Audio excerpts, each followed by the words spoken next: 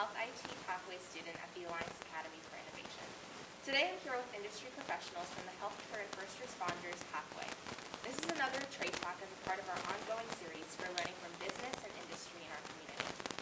We as middle and high school students have a very important decision to make as we decide career pathways and life after graduation. We hope these trade talks will help our students and families have these discussions at home as well. You can also ask your counselors to help you decide which pathways are best fit for you. Before we get started, I would like each panel member to introduce themselves by telling us your name, company, and position there. Good morning. My name is Craig Pedretti. I work for Zywe Healthcare Cardiac Monitoring Company. My position is a EKG technician, if you will. I'm also a paramedic firefighter. Good morning. My name is Michelle Perkle, and I'm a registered dental hygienist, and I work for a company called Dent First. Erin Long with Forsyth County Fire Department, working in fire prevention. All right, thank you for being with us today, and we're going to start with our questions now. So our first question today is, what motivated you to go into the field of healthcare? Okay. So the helping of other people, it was a big passion of mine. Still is, and education is a big passion of mine as well. And I really enjoyed it. The shift work, and now always learning new things, dynamic, and pushing myself very, very hard to get the best education I can as far as the paramedic was concerned, now the EKG analysis. So I really enjoyed it. For me, it was the same thing, being able to help people, and I have a couple of family members who are dental hygienists, and I would spend summers with them, and I realized what a great field it was, and that I wanted to be part of that. So it's ever-changing, and you have to stay on top of it, like Craig said, with the education, which is great. And so I really followed in the footsteps of a family member. As far as any kind of public safety work, it's really everybody's kind of go-to thing is being able to help people, that kind of thing. It's usually kind of your number one reason. With me, it was also, I came from in high school, I worked in retail, and I really kind of got bored with the mundane, just kind of coming in and doing the same thing day after day.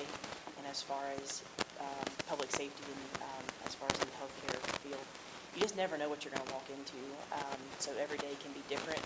That's kind of what brought me towards it, was more of just kind of having something exciting to do at work. All right, our next question is, what classes would you recommend students to take in high school that would help them have a better chance to be successful? The classes that I would recommend are definitely the healthcare pathway. The physiology, anatomy is a big one, obviously, along with many others.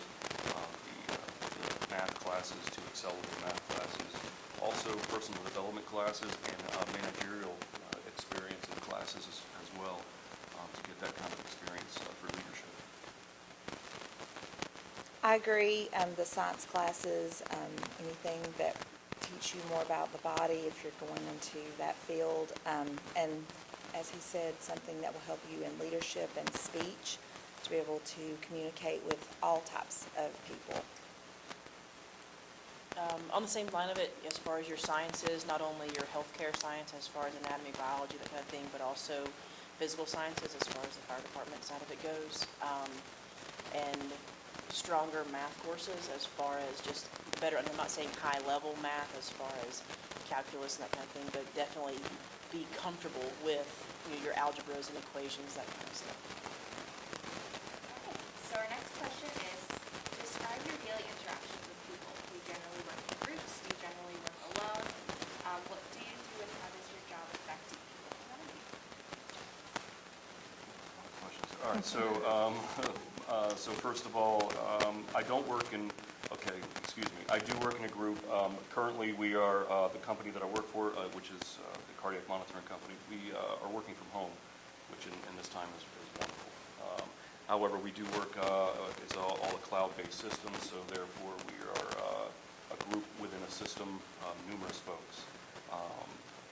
My daily interaction with people are numerous doctors from all over the country, including all of Atlanta, major hospital systems here, clinics, physicians' assistants, et cetera. So we do converse all the time on what we see as far as cardiac interpretation is concerned for real-time patients. So I do work in a group, and we are always editing, if you will. I know it doesn't sound exciting, but it gets to be hairy at some points, okay? And to affect my job, we work as a team, and there has to be, the teamwork has to work really well together, hence the education aspect of not just leadership, but it teaches you how to manage your time, how to manage yourself, and how to talk with others, as communication is so key. Thank you. So do you work in groups or on your own daily? And the answer to that is both. When I'm actually with a patient, it would be me by myself one-on-one with the patient.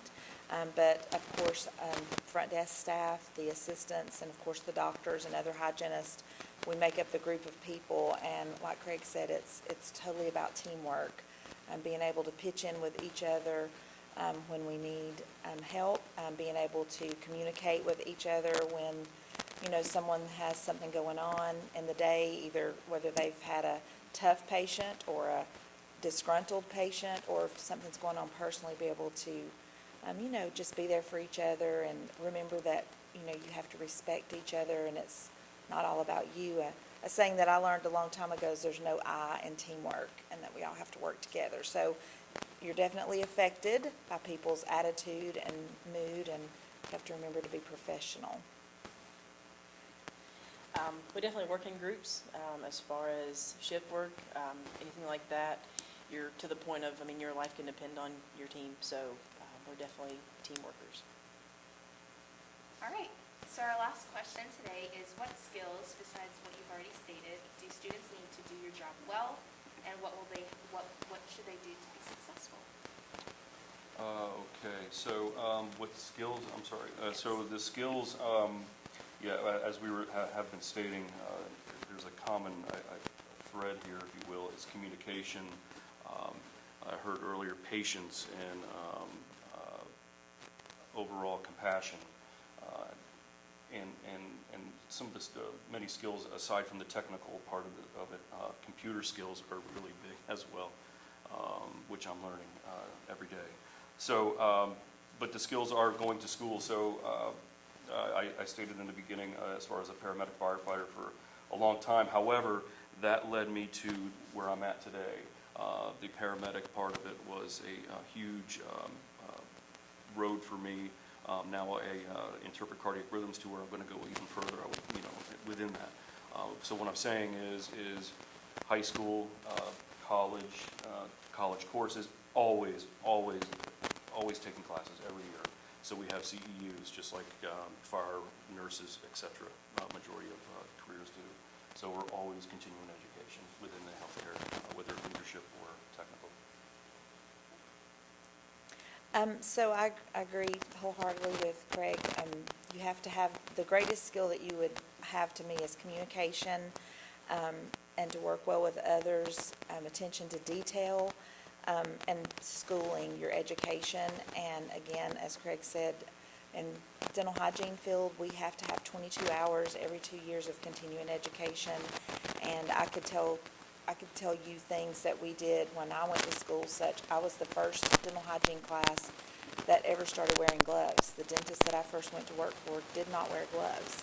And so you have to be willing to change with the times and change with education and keep yourself educated. A lot of people think once they graduate from college, they have what they need to do their job and they don't need any more education, but that is so far from the truth.